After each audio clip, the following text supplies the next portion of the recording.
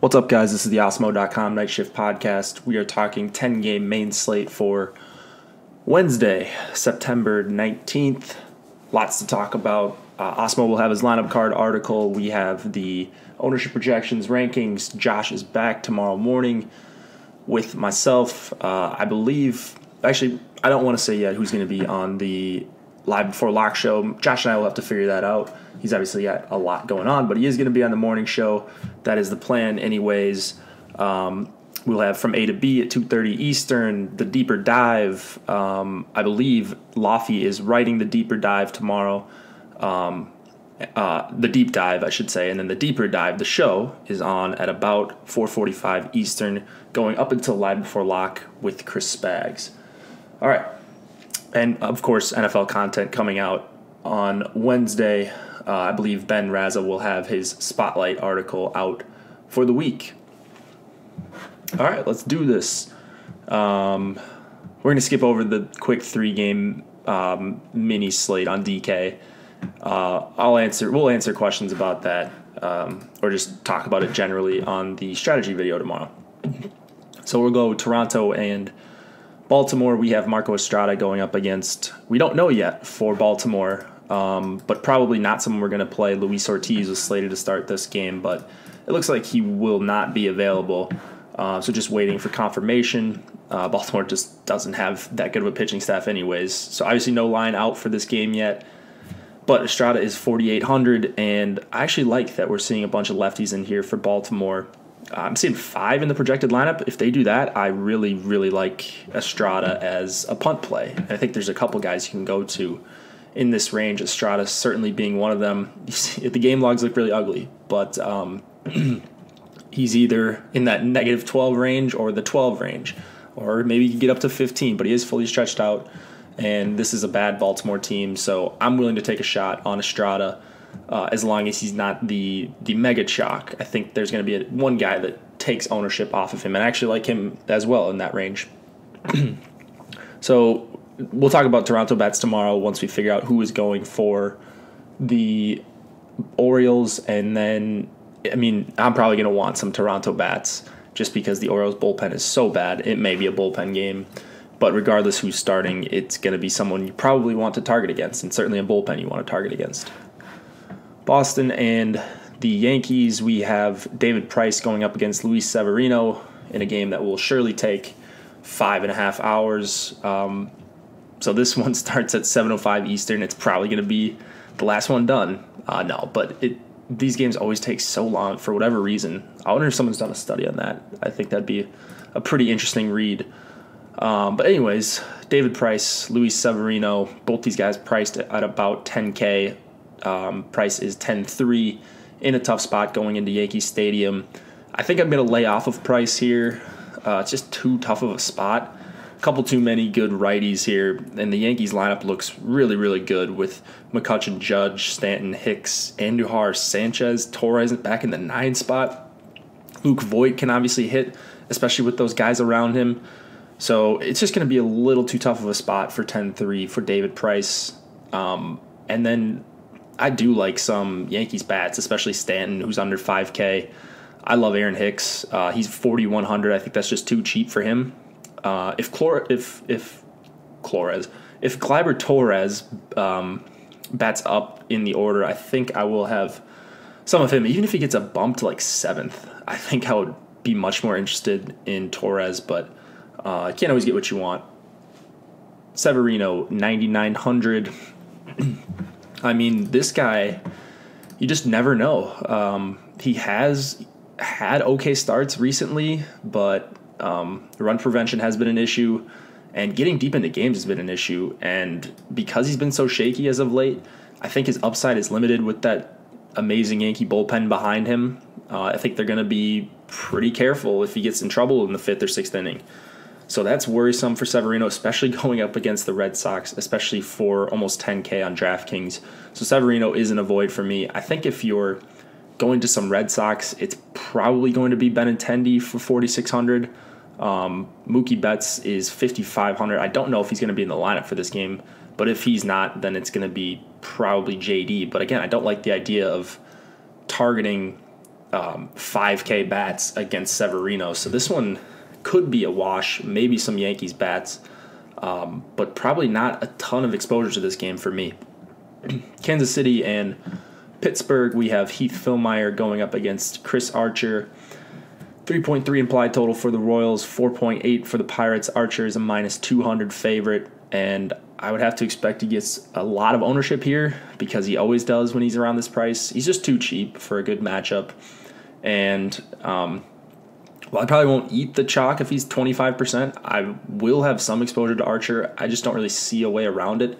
There's not a great mid-tier, and he's one of the only guys, as I'm scrolling down, that I see that actually I want to play and actually I think has strikeout upside.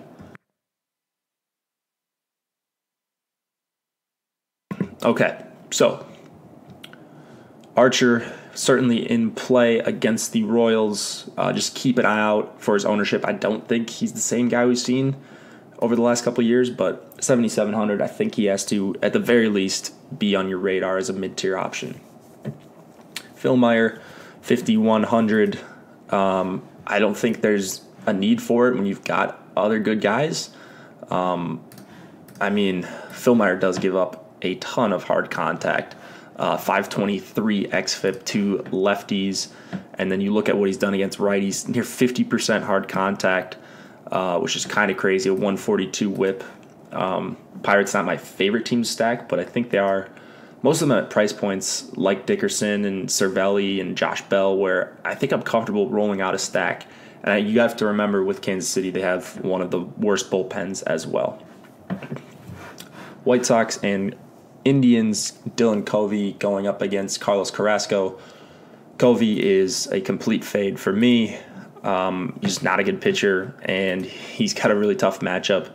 You've got the Indians as a -300 favorite.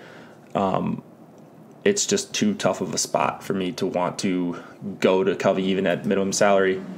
Looking at Carrasco on the other side, I think he makes a ton of sense. He's probably my favorite pitcher on the entire slate as far as a guy that I think has a ton of upside. It's at a reasonable price. So 11-1 for a guy that I think literally has 40-point upside in the spot against the White Sox. I know he's had good starts against them this year already. Not that like, even if he was terrible against the White Sox in 2 starts this year, I still think I would be on him heavily. So he's probably going to be one of my highest exposed pitchers, especially because you have these guys as punt plays that are stretched out where it's going to be pretty easy to fit in a Carrasco for 11K on DraftKings. So against the White Sox this year, he has started, 2 games, and yep, he's pitched pretty well. So at Chicago on June 11th, 7 innings, 11 strikeouts, no earned runs. At Chicago on August 12th, 7 innings, 9 strikeouts, no earned runs. So if you need another reason to play Carrasco, there you go. His swinging strike rate is absurd. Over his last 4 starts, he's posted at least a 16.8% swinging strike rate. He's up to 15% on the season.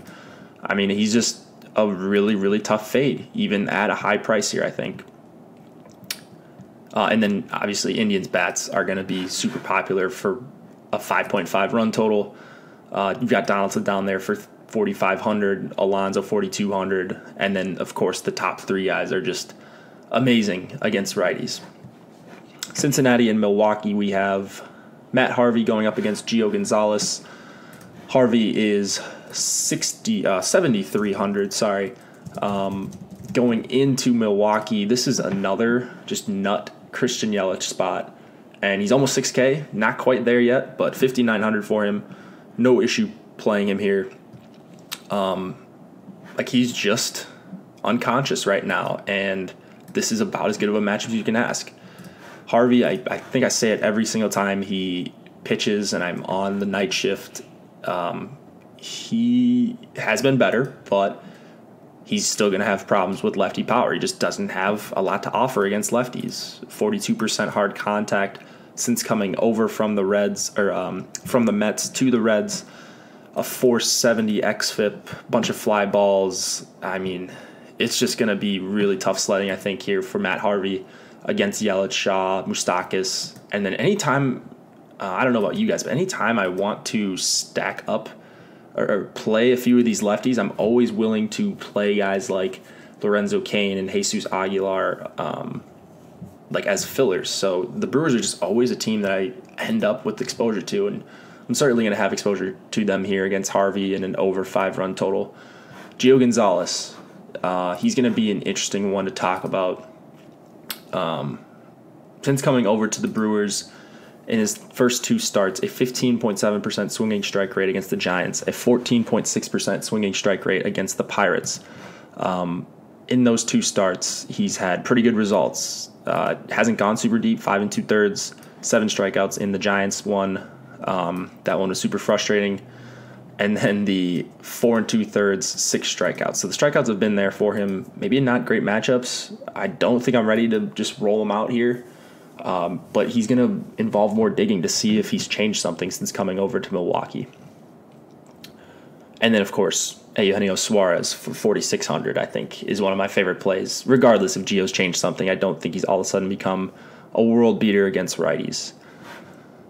All right, Mariners and Astros. We don't know who's going yet for the Mariners. DK has Mike Leake in there right now, but I don't think that's the case. Yeah, I mean, didn't Mike Leake just pitch a couple days ago? Let's see here. Oh, maybe I thought that Leake was supposed to pitch. No, Leake pitched Leake pitched on Tuesday, right? Yeah, Leake pitched Tuesday. Anyways, I don't know what DK's got going on right now, but we don't know who's going yet for the Mariners. I obviously don't, if you just heard me baffle there for 15 seconds. But we'll talk about Astros bats tomorrow. Keuchel, 7,900. I mean, I just can't ever get behind playing Keuchel at any sort of ownership in tournaments, especially not in a good strikeout matchup. And I think he will get ownership because he always does. And, I mean, this isn't even a good matchup with Cruz and Healy and Haniger there. I like all 3 of those guys as plays against Keuchel, and I'll have exposure to especially Cruz, but Haniger and Healy as well. Just really no interest in Keuchel here for 7,900, so I hope he is owned, and people just continue to ride him out because he is a better real-life pitcher, but not good for DFS. Stratton and Robbie Erlin going in the Giants and Padres. Stratton is 8,400, Erlin 4,600. Stratton's a pretty easy fade for me here. Anytime he gets around 8K, I'm just not going to play a guy who really struggles with hard contact, 2 righties. He's going to get a righty-heavy team, and I like Will Myers a lot against him. Dual position eligibility and under 4K. On the Erlin side, he's another one, like, you just go down the checklist. Are you a starting pitcher? Yes. Are you under 5K on DraftKings? Yes. Are you fully stretched out? Do you have the ability to throw 90 to 100 pitches? Yes. So those 3 things all put Erlin in play for me here. And then you add in the bonus. Are you going up against a bad team? Yes. You're going up against the Giants without Posey and really only one bat that you're even semi-worried about in Evan Longoria. And Erlin just becomes a really logical play. So that's really all I can say about Erlin. I don't think he's great. I don't think he's actually terrible, though. I think Eric Lauer is a lot worse than him. So I will say that. He's better than Eric Lauer. And this is just way too cheap of a price to ignore. All right, Cubs and Diamondbacks, a couple more games left. Cole Hamels going up against Robbie Ray. Hamels 9,600, Ray 9,200. These are 2 guys I don't really love targeting against. If I had to target against one of them, it would probably be with Hamels. I'd probably go with Goldschmidt and or Pollock against Hamels, who does still give up hard contact to righties. But Laffy on the strategy show yesterday told me about the crazy splits that Goldschmidt has at home as far as strikeouts. He's striking out about 27% at home, and I think only 12% on the road away against lefties, I should say. So really interesting stuff there on Goldschmidt. And then Robbie Ray, 9,200. I don't have an issue with him. I don't really see the need against a Cubs team who just has so much power from both sides, really. And Ray's a power pitcher. So when he gets hit pretty hard. So I don't really see myself playing a lot of Ray. I really like Chris Bryant for $5K against him. He's another one with dual position eligibility. Angels and Athletics, we've got Felix Pena going up against Brett Anderson.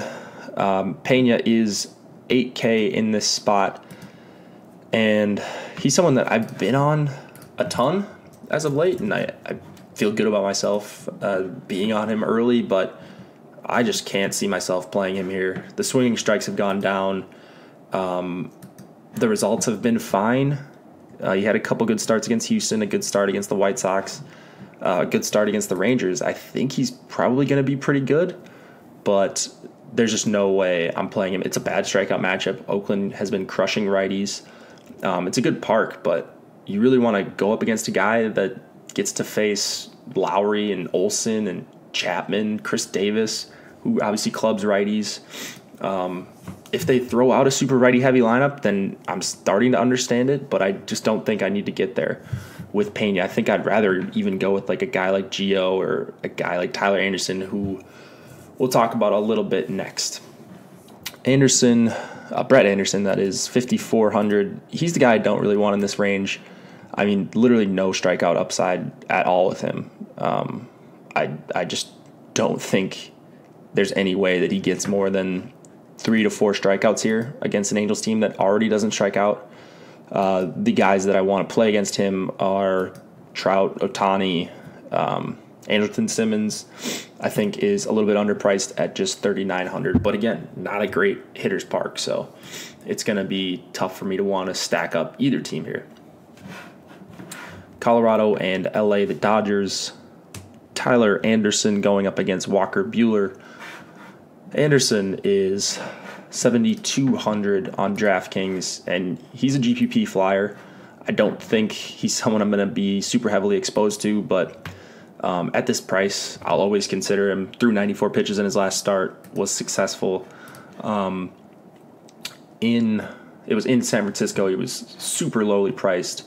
6 innings, 6 Ks, a couple earned runs. I can see a similar performance here, but it's just a really tough matchup to want to fire up a ton of Tyler Anderson, even at this price.